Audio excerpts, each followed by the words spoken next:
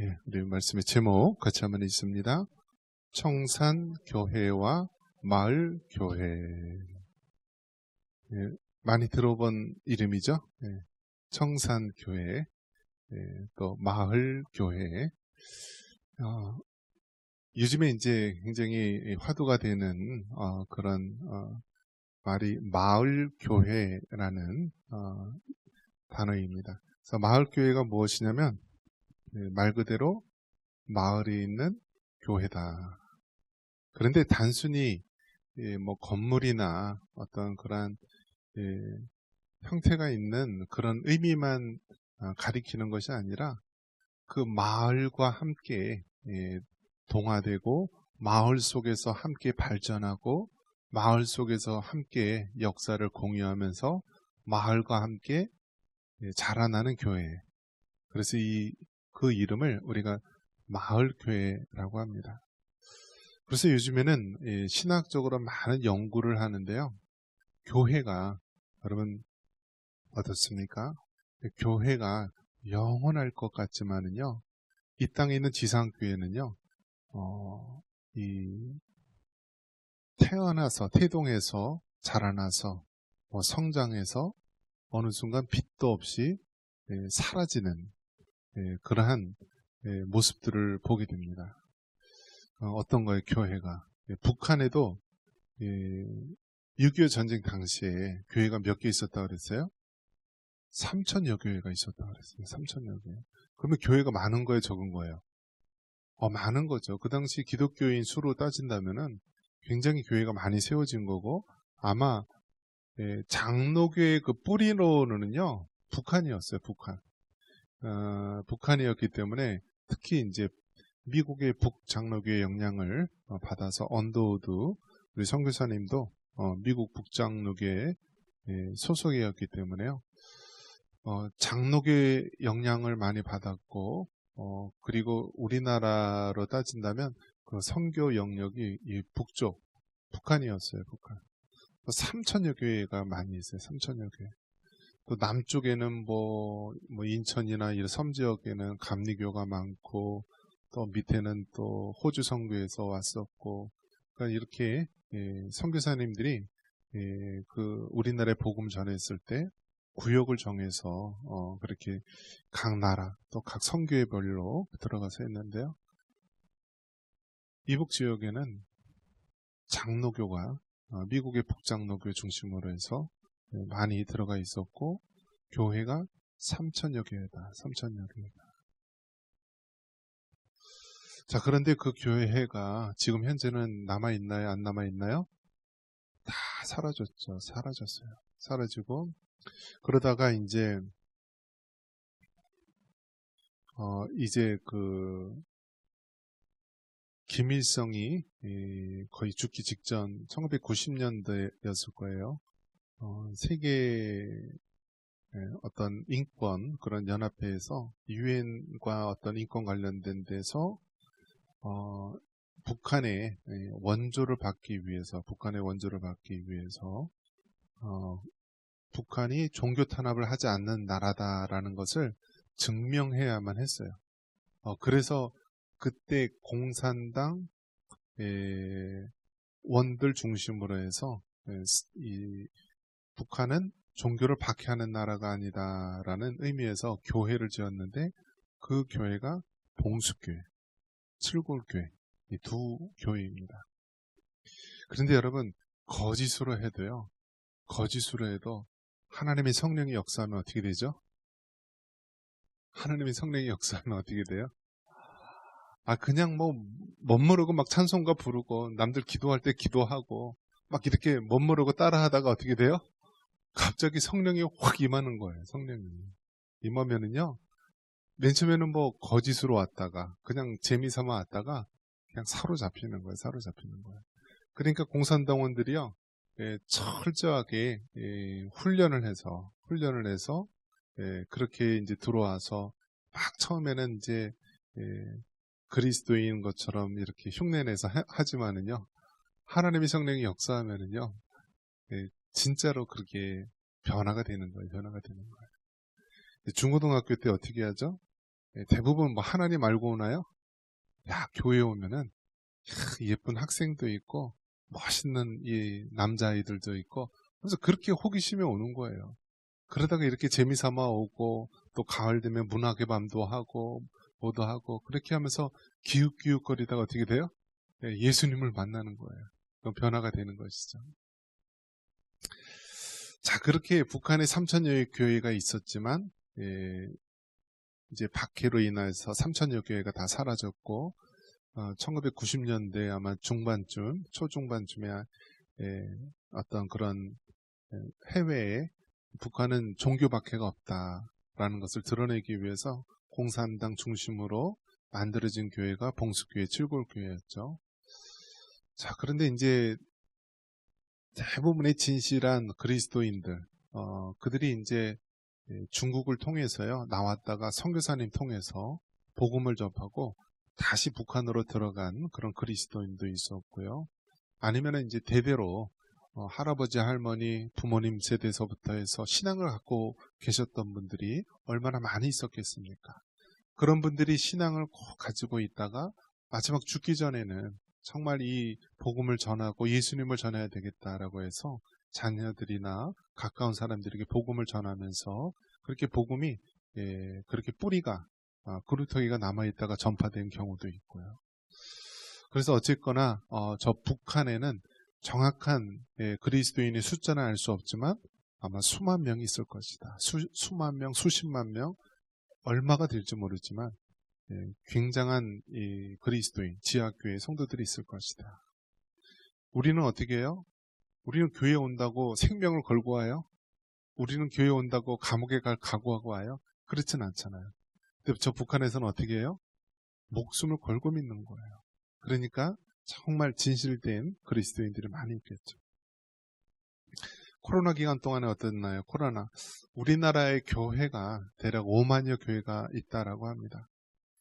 물론 뭐 이단들 따지면은 굉장히 또 막 이렇게 더불어 붙여지는 것이 많지만 대략 남한에 5만여 교회가 있다라고 하는데요. 코로나 기간 동안에 한 2년 반 동안 있었죠. 한 2년여 동안에 만여 교회가 사라졌다라고 합니다. 만여 교회. 그러니까 교회라는 것이요. 그 5만 개 교회가 있다. 그게 중요한 것이 아니에요. 한 2년 정도만 탄압이 있어도요. 전염병 박해가 있어도요. 만 교회가 그냥 사라지는 거예요. 그러니까 이 교회라는 것이 이 땅에는 지상교회가 영원하지 않다라는 거예요. 영원하지 않다. 저 북한처럼 갑자기 공산주의가 들어오면 그 3천여 교회가 완전히 씨가 마르도록 사라질 수가 있는 것이고요. 코로나 팬데믹 때 그렇게 만여 교회가 갑자기 증발하고 사라질 수가 있는 것이고요. 그런 면에서 우리 청산교회가 올해로 몇 년 됐어요? 70년 된 거는요. 굉장한 거예요. 굉장한 거예요. 자, 그런 면에서 볼 때 지금까지는 그나마 우리 한국 교회가 번성하고 또 부흥하고 그런 시기에서 쭉 이렇게 거쳐오면서 버틸 수 있었는데 앞으로의 미래 사회는 어떻게 될까요, 여러분? 앞으로의 교회들은 어떻게 될까요? 여러분 긍정적으로 보십니까? 부정적으로 보십니까? 네. 앞으로 신앙생활 하기요 굉장히 어려울 거예요. 굉장히 어려워요. 그 뭘 보면 아냐면요 신학교에 지원하는 사람이 있어요, 없어요? 있을까요, 없을까요? 점점 사라져요, 점점. 저 때는 이 신학대학원 입학시험 보는데요 5대1, 7대1이었어요. 저 많이 떨어졌어요. 장신대 신학대학원 2번 떨어졌어요. 총신대 신학대학원은 한 번에 붙었지만 총신대 신학대학원 볼 때도 공부 많이 했어요. 사법고시 공부하듯이 공부했어요. 이 사법고시 공부하듯이 공부하는 게 여러분 뭔지 아세요? 네. 하루에 밥 먹는 시간 빼고 왔다 갔다 이동하는 시간 빼고 순수하게 공부하는 시간이 8시간 이상 10시간 공부해야 돼요. 그래야지 신학대학원 합격 활동 말동했어요. 그런데 지금 어떻습니까? 정말 간신히 메이저 신학교라고 하는데도 간신히 유지가 돼요. 그럼 왜 지원을 안 하죠? 저출산, 초고령 그 이유도 있겠지만 쉽게 말해서 그 길이 많은 사람들이 어때요? 어렵다라는 걸 알아요. 그러면 교회 목사님이나 장로님, 자녀들이 신학대학원 간다 그러면 뭐라고 그러겠어요? 너 지금 제정신 있냐? 내가 그래갖고 신학대학원 가? 내가 그래갖고 목회자 될 수 있겠어? 예, 어느 장로님 아들이 신학을 공부하고 싶어서 아버지한테 얘기를 했대요. 아버지 장로님한테. 그랬더니 송곳을 가지고 와서 네 허벅지를 푹 찔러서 참을 수 있으면 해라. 가능해요, 여러분? 그만큼 힘들다는 거죠. 인내해야 되고 어렵다는 거죠. 그러니까 믿는 사람들조차도 자녀들에게 목회자의 길을 순순히 가라고 권하기 힘든 시대가 된 거예요. 힘들죠. 목회자가 되려면 일단은 신학대학원을 나와야 돼요. 3년 과정. 물론 이제 군소신학교나 막 이상한 신학교도 많이 있지만 대부분 정규 신학교를 얘기하는 거예요. 그러면 대학 나오고 신학대학원 석사 과정까지 했음에도 불구하고 어떻게 돼요? 목회자의 한 7, 80%, 70, 80%가요. 다 기초생활 수급 대상자. 그런 사람들이 많아요. 동사무소나 이 공무원들, 그 행정 맡은 그런 그리스도인들이 하는 얘기가 부끄럽대요.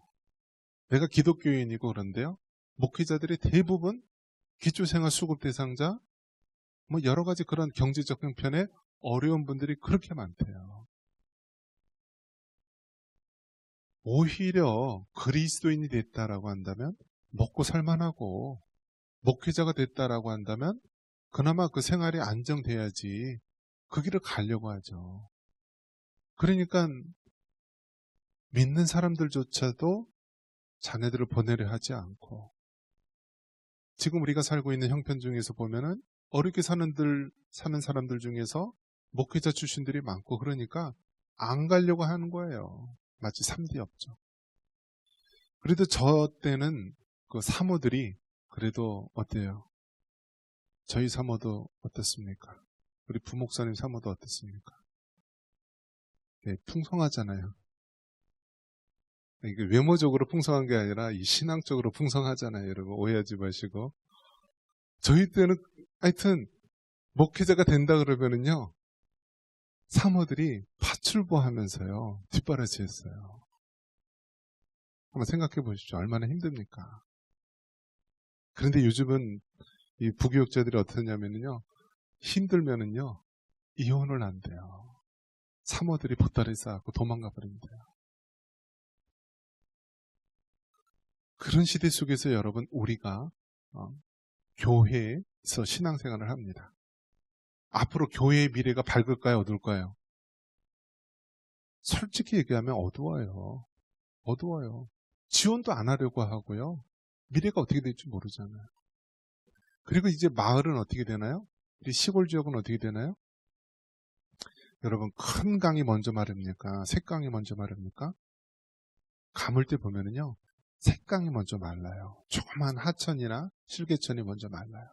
마르고 말리면서 나중에 한강이라든지 큰 강물도 가물게 되는 것이죠. 마찬가지로요. 이 신앙의 어떤 이 구성에 있어서도요. 먼저 시골 교회들, 또 외곽 있는 교회들, 조그마한 교회들, 기초교회들 이런 데들이 다 먼저 씨가 마르는 거예요. 그러면 큰 교회들은 자신들은 괜찮다. 그런데 얼마 지나지 않아서 큰 교회들도요. 바로 타격을 입는 것이죠. 교회가 힘들고 신앙생활 힘들고 사람들이 어디에 몰리냐면요. 큰 교회로 갑니다. 대형 교회로 갑니다.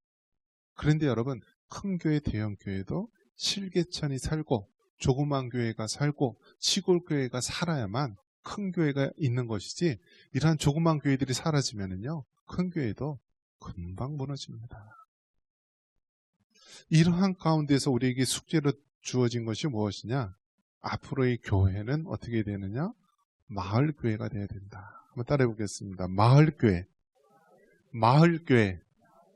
그래서 이 마을교회라는 것은 마을과 함께, 지역사회와 함께 같이 살아가고, 같이 발전하고, 같이 미래를 걱정하면서 같이 생활해 나가는 교회의 모습. 이것을 마을교회라고 하고요. 이것을 또 우리가 다른 면에서 생각해 본다면 한번 따라해 봅니다. 선교적 교회. 선교적 교회. 여러분 선교지에 나가봤습니까? 선교지에. 특히 그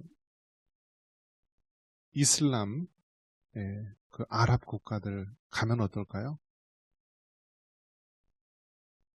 그런 나라들 가면. 저 이제 요르단, 성지순례 때 이제 요르단하고 그 이스라엘 그쪽으로 이제 갔는데요. 머리가 아프더라고, 머리가. 하루에 5번씩 이 사이렌 소리가 나오는 거예요. 하면서 막 이렇게 막 나와요. 기도하라는 거예요. 그러면은 다 기도를 해야 되는 거예요. 그리고 뭐 나라마다 차별이 있지만은요. 그 아주 엄숙한 이슬람 교도일수록 여자들은 어떻게 쓰죠? 차두르라든지 히잡이라든지 이런 걸 다 뒤집어 쓰잖아요. 그 이슬람권에서는요. 교육의 기회도 없어요. 그리고 사우디아라비아도 얼마 전까지만 해도요. 여성이 운전을 하고 다닐 수가 없었어요. 그리고 여성이 외출하려면 항상 남자가 동반해야 됐어요. 그것이 바로 이슬람 나라예요. 또 공산주의 국가는 어떻죠? 저 중국만 하더라도요. 중국이 이제 탈북민들이 대중교통을 이용하지 못한다라고 합니다. 그래서 이 주민들을 감시하기 위해서요. 이제는 안면 인식 같은 걸 한대요. 그래서 지하철이라든지 기차역, 어떤 그 터미널 이런 데 가면은요. 사람들이 막 이렇게 지나가는데 위에 있는 CCTV나 카메라들이요. 막 사람들 얼굴을 쫙 찍으면서요. 아, 저 사람은 뭐 현상수배자, 아, 저 사람은 뭐 기독교인, 저 사람은 뭐 좀 수상한 사람, 이거를요. 다 조사를 해갖고 잡는데요. 그러니까 점점 중앙정부가 커지고 이 주민들을, 시민들을 다 이렇게 통솔해야 되기 때문에 그러한 체제가 바로 공산주의 아닙니까? 공산주의에서는 당이 몇 개예요?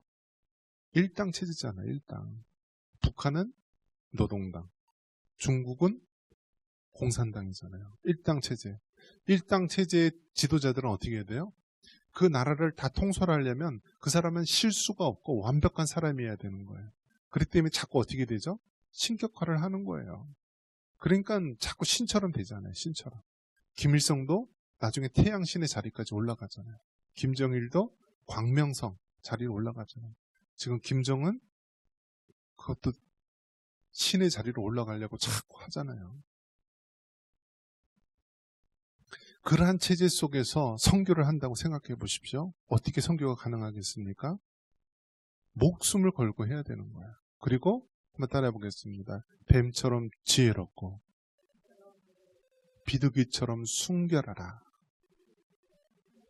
이게 성경에 있는 말씀인데요. 선교사님들은요. 뱀처럼 지혜롭지 않으면요. 완전히 선교주에서요. 큰 어려움을 당할 수 있는 거예요. 생명의 위협을 당할 수 있는 거예요. 예배 드리는데요. 갑자기 뭐 수리탄이 날라오고 총알이 날라오기도 해요. 화염병이 날라오고. 뱀처럼 지혜로워야 되고요. 비둘기처럼 순전한 믿음을 가져야 되는 거예요. 순전한 믿음. 그러니까 선교적 교회라고 하는 것은요. 그 상황이 너무나 힘들고 어렵기 때문에 때로는 정말 지혜가 필요하고 때로는 정말 순전한 믿음을 지키면서 그 선교 사명을 감당해야 되는 거예요. 그런데 오늘날 그렇게 해외라든지 다른 문명에서 복음을 전하는 선교지가 지금 어떻게 되었다고요? 우리가 살고 있는 이 지역이, 특별히 시골이, 특별히 사람이 점점 사라져가고 있는 외곽 지역이 선교지가 되었다라는 거예요. 선교지가. 그만큼 어떻다는 거예요? 힘들어져 가고 있다라는 사실입니다. 그리고 이단들이 굉장히 많이 들어서면서요. 어디로 많이 오죠? 시골로 오는 거예요. 시골로. 왜요? 시골이 약하기 때문에, 약한 고리이기 때문에 그들이 막 들어오는 거예요. 그들이 막 들어와요. 그리고 시골에 들어오면은요, 뭐 기독교 교회라든지 단체에서 연합해서 물리치려고 그래도요, 힘들어요. 힘들어요. 그 이슬람 교도들이요, 이슬람 그 연합회가 있잖아요. 이슬람의 그 정신적 메카는 어디냐면요, 사우디아라비아예요. 사우디아라비아. 그리고 그 이슬람 인구가 제일 많은 나라가 인도네시아예요. 인도네시아.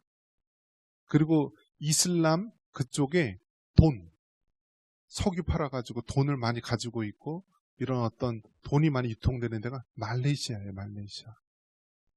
그리고 아프리카라든지 이런 데서도 다 이슬람화 되었고요. 지금도 여러분 어떻습니까? 이란도 자기네들 종주국처럼 그렇게 여기려고 하죠. 그래서 이슬람도 수니파가 있고 시아파가 있는데 사우디아라비아는 수니파, 또 이란은 시아파, 크게 두 그룹이 있는데요. 그 이슬람 세력들이 전략을 가지고 온 세계를 지배를 하려고 하는 거예요. 여러분 한번 생각해 보십시오. 사우디아라비아 메카라는 지역에서 시작된 그 이슬람교가 지금 어디까지 점령을 하고 있습니까? 그 중앙아시아를 다 점령했어요. 사도 바울이 복음을 전했던 그 소아시아, 뭐 에베소 지역, 빌립보 지역 다 어떻게 됐습니까? 터키나 이런 데 이슬람이 다 장악을 했잖아요. 오스만 투르크. 또 아프리카 지역에서도요, 다 이슬람화 시켰어요. 그 이슬람 그 구호가 무엇입니까? 한 손에는 코란, 그들의 그 성경을 들고 있고요. 한 손에는 뭐를 들고 있어요? 칼을 들고 있는 거예요. 칼을. 그래서 코란을 믿던지 아니면 어떻게 해요? 죽던지 하는 거예요. 그런 식으로 강압적으로 정복 사업을 하면서 중앙아시아도 다 이슬람화 되었고요. 아프리카도 이슬람화 되었고, 지금 어떻게 되었나요? 우리나라에 복음을 주었던 그 영국도요, 이제 이슬람 세력들 이민정책, 잘못된 이민정책 때문에 얼마나 많이 이슬람화 되는지 몰라요. 그러면서 호시탐탐 그 이슬람 교도가 노리는 데가 어디라고요? 우리 대한민국이잖아요. 왜요? 대한민국은 종교성이 좋다. 유별나잖아요. 우리나라 사람은. 열정적이잖아요. 뜨겁잖아요. 그러니까 이슬람화 그 전략적 목적으로 우리나라에 오게 된 것이고요. 그들의 목적은 무엇인가요? 한국 여자랑 결혼해서요. 결혼해서 한국 시민권을 받는 것이고요. 그들이 자녀가 태어나면은 무조건 이슬람 법에 의해서는 아버지가 이슬람 무슬림이라면은요, 자녀는 자동적으로 무슬림이 되는 거예요. 그래서 어릴 때요, 태어나자마자 그 어릴 때를요, 본국으로 보내버려요. 그래서 어릴 때 이슬람 교육으로 완전히 배운 다음에 그 다음에 다시 데리고 옵니다. 지금 그 이슬람화들이 이슬람화 시키려고 하는 것들이 지금 전략적 목표로 여러 도시를 하면서요, 우리 연천 지역에 오려고 하다가 연천에 우리 92여 개 교회와 또 몇몇이 있는 그런 목회자들, 또 다른 기독교 어떤 뭐 방파제라든지 여러 세력들, 도와주는 세력들이 여기 와서 데모해갖고요, 여기 와서 지금 막는 그런 일들을 했어요. 그래서 지금 간신히 연천 지역에 이슬람 대학을 세우려고 했던 것도 막았었고, 이슬람 캠핑장을 하려는 것도 막았고요. 그래서 뭐 지금 다른 지역으로 양주로 갔다 뭐 이렇게 얘기를 하는데요. 그런 상황 가운데 놓여 있는 것입니다. 그래서 앞으로는 점점 우리가 어떻게 해야 되느냐, 오늘 성경에 보니까요, 사도행전 11장 26절에 보니까 바로 최초의 안디옥 교회에서 그리스도인이라는 칭호를 얻게 되는데요. 앞으로의 교회가 이처럼 지역사회 속에서 인정받는 그런 그리스도인으로 우리가 세워져야 됩니다. 우리 26절 다시 한번 읽어보겠습니다. 만남에 안디옥에 데리고 와서 둘이 교회에 1년간 모여 있어 큰 무리를 가르쳤고 제자들이 안디옥에서 비로소 그리스도인이라 일컬음을 받게 되었더라. 네. 그래서 이 안디옥이라는 지역이 이스라엘 그 지역에서 위쪽으로 있는 지역이에요. 위쪽에 있는 지역인데요. 그 안디옥이라는 거 하는 지역에서 바로 사도 바울의 선교 전초 기지가 되는 거예요. 선교 전초 기지. 복음은 어디서 시작했나요? 예루살렘에서 시작했잖아요. 예루살렘 교회죠. 그러니까 우리가 처음 세워진 교회가 예루살렘 교회, 초대교회였죠. 예수님이 십자가에 달려 죽으시고 3일 만에 부활하셨다가 하늘로 승천하시고요. 그리고 이 땅에 오순절 때 하나님의 성령이 임하면서요. 마가의 다락방에서 바로 복음의 이 역사가 일어나죠. 그래서 최초의 교회는 예루살렘 교회죠. 예루살렘 교회. 그런데 예루살렘에 박해가 있으면서요. 다 그리스도인들이 뿔뿔이 흩어지게 되죠. 그 중에 이제 한 무리가 이제 하면서 사도 바울에 의해서 바나바에 의해서 같이 세워진 교회가 바로 안디옥 교회였는데요. 이 안디옥 교회가 바로 베이스, 기지 역할을 하는 거예요. 그래가지고 사도 바울이 1차 전도여행, 2차 전도여행, 3차 전도여행, 또 예루살렘으로 오고 또 로마로 갔다가 거기서 이제 순교를 당하게 되죠. 자, 그 안디옥 교회에서 비로소 그리스도인이다라는 칭호를 얻게 되는데 바로 마을 교회라는 것은요. 성교적 교회처럼 아무리 어려운 상황 가운데서도 뱀처럼 지혜롭고 비둘기처럼 순결한 모습으로 복음을 전하고요. 그리고 사도 바울이 안디옥 교회에서 비로소 그리스도인이라는 칭호를 얻었듯이요. 그 땅을 변화시켜서 우리 교회가 마을 교회로 선교적인 교회로 그리스도인이라 불렀던 그러한 교회 모습으로 우리가 나아가야 하는 것입니다. 말씀을 맺습니다. 청산교회 우리로 70주년. 우리나라 복음이 전파된 지 140년밖에 되지 않는데요. 그 절반에 해당하는 70년이 된 것은 굉장히 큰 의미가 있고요. 또 지금까지 하나님의 은혜로 여기까지 온 것입니다. 중요한 것은 이제 앞으로의 교회를 우리가 어떻게 우리가 같이 이끌어 나가느냐.